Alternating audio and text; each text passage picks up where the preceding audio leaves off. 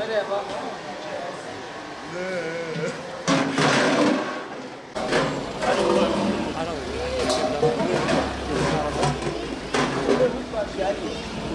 bir de. Sandır ya sağ. Zaten satışları yok sandır geçiyorsun.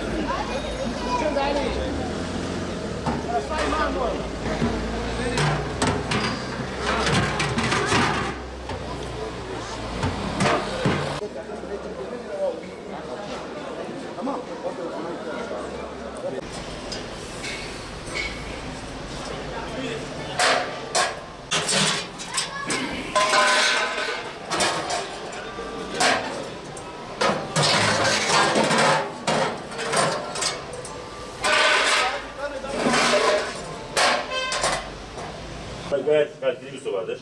Kömürlü sobalarınız var mı?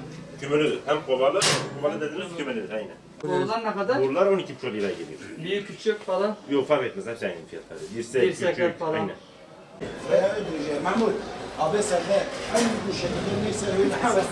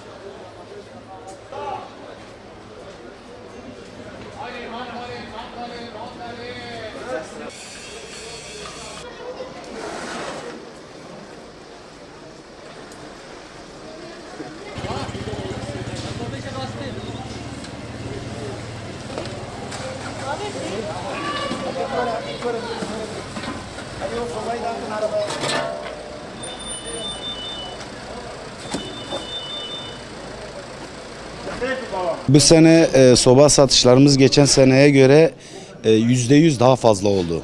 %100. Bu sene ile geçen sene oranla soba fiyatları, geçen sene mesela şu sobayı 70 liraya satıyorduk. Bu sene 150 liraya satıyoruz. %100 bir fark oldu. Gelen zamlardan dolayı, saca gelen zamdan dolayı soba satışlarımız işte öyle şu an gidiyor. Elektrik faturalarının yüksek gelmesinden kaynaklanıyor. Ondan kaynaklanıyor. Soba satışlarımız biraz daha fazla oluyor. Şu sobalarımız şu uygun olanlar. Bir de bunların daha pahalısı olanlar var. Geçen sene mesela 150 liraya sattığımız soba bu sene 300-350 liraya satıyoruz. Nasıl söyleyeyim? Yani bunların daha pahalı olanları da var. Sobalarımız mesela biz onlara kuzine soba söylüyoruz. O sobalar da 600-650 liradan satıldı. Evet, şu anda soba yok. Soba yok satıyoruz. Boru ve sobalarla ilgili çalışıyoruz hırdavatla üzeri. Bu sene soba gayet net güzel satışımız var. Bu doğal gaz elektrik bayağı bir pahalı olduğu için vatandaşlarımız zorluk bir imkanı olmayanlarla soba kurup geçimini yapıyor.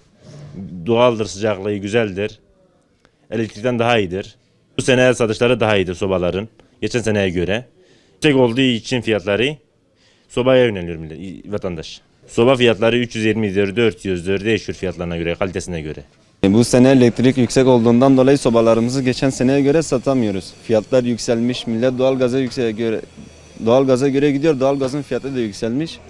Yani millet kömür sobasına yöneliyor, kömür sobası da o dumandan dolayı kirli havalar çıkıyor. Valilikten ricamız elektrik fiyatlarını düşürsün. Geçen seneye göre yani 2 kat fiyatlar yükselmiş. Yani 100 liralık satacağımız sobayı şu an 280'e satıyoruz. Fiyatlar yükselmiş. Millet soba alamıyor. Soba kırıyor. Pamuk kırıyor. Bu Özbekistan'ı kırıyor. Ceyran tenet. Deyutçe. Bahaya ceyran bahaya tabi. Ne kadar ceyran ekolamışkin. Her salsın. Soba isat baha bu ne? Şunu sat uçsaki. Başta hafta bu.